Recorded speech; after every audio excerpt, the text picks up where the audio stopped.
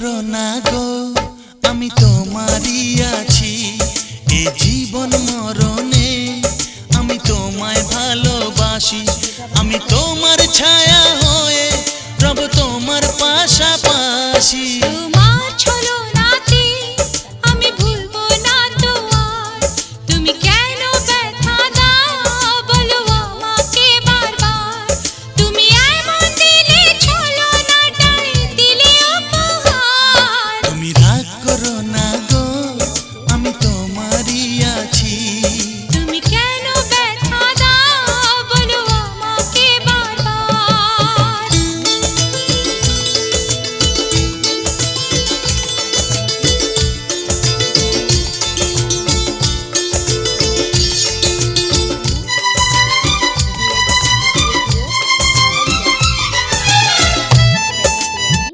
ওই জিরের গুঁড়োই আমি এখানে ব্যবহার করেছি, আর সরিষার তেল। সত্যি খেতে অসাধারণ। চাইলে টমেটো আর তেঁতুল ভর্তা বানাই খেতে পারেন, যারা আসলে অতিরিক্ত টক পছন্দ করেন আমার মতো।